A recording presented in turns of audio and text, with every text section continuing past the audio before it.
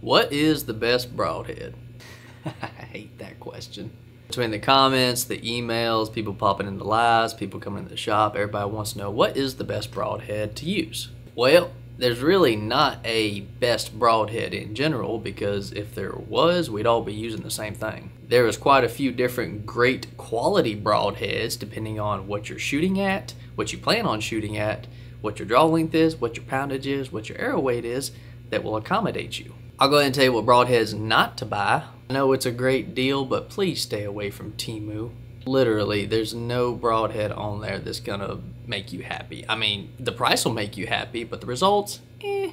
Now, as far as some good quality broadheads to try out that are made here in America, or at least, the companies here in America, there's definitely a lot to choose from, and I can certainly see how a new archer, or even somebody who's been hunting for a couple years, could get a little overwhelmed.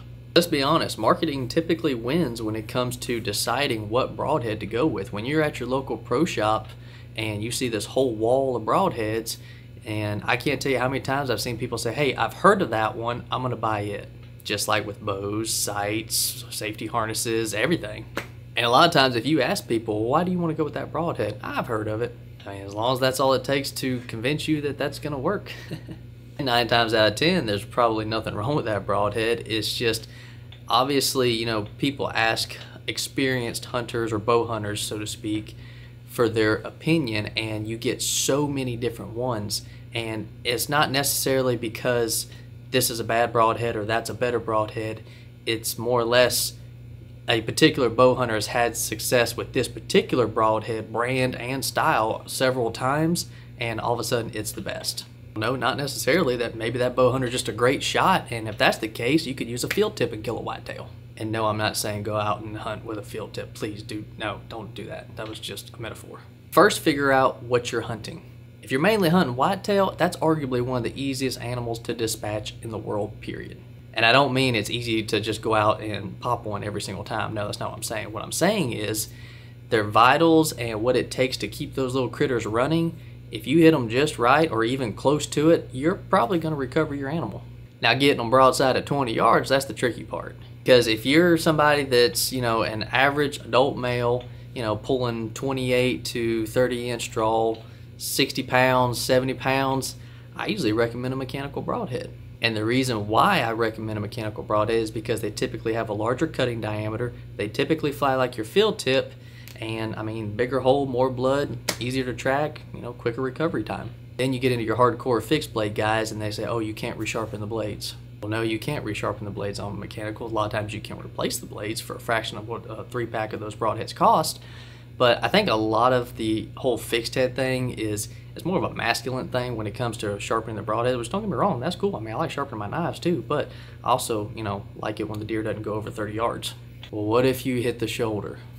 Yes, that is a probability, and a fixed head is certainly going to punch through that shoulder a lot easier than a mechanical head is. But if that happens, then there's one of two things. Number one, you probably need to practice shooting a little bit more, or number two, you probably took a shot on that critter when you shouldn't have.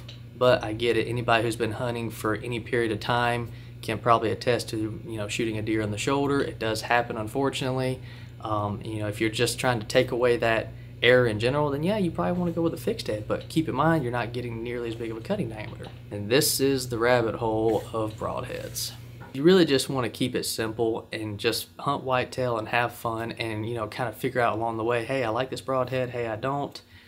If you're just shooting whitetail, like I said, go with the G5 Megami, go with one of the Rage tri-pans. They've done some revamping that's really impressed me over the past 2 years. B3 makes some great mechanicals. Swacker, oh my god, there's so many to think of. I've been hearing a lot about the Sever. I haven't used them personally, but with all the hype, I'm assuming there's something there. And there's at least another 15, 20 brands that I haven't named off that nobody get your feelings hurt if I didn't name off the brand you shoot, but I can't remember everything. Give any of those a try, and I think you'll be very happy with the success you're gonna have. Now, as far as fixed heads, there's even more fixed heads out there, I'm pretty sure, than there are mechanicals. Magnus is one that comes up a lot. You got the G5 Montec, which is, a staple in the industry. The Muzzies, which I got some back here, that's definitely a staple in the industry as far as fixed heads go. And once again, there's a plethora of other ones out there that I didn't name off, so don't get your feelings hurt again. The whole point of me making this video, guys, is just to reassure any new bow hunters getting into the sport that there's really not necessarily a right or wrong broadhead. It's just a matter of what you're going after, what you expect from the broadhead, and honestly, what you want to spend. I will go ahead and tell you, you're probably looking about 50-60 bucks for a 3-pack of broadheads for a good quality, American company. Once again, stay away from Temu. And the more you get to bow hunt, the more animals you harvest, the more you'll be able to get your own opinion on what you personally like and what you personally don't like.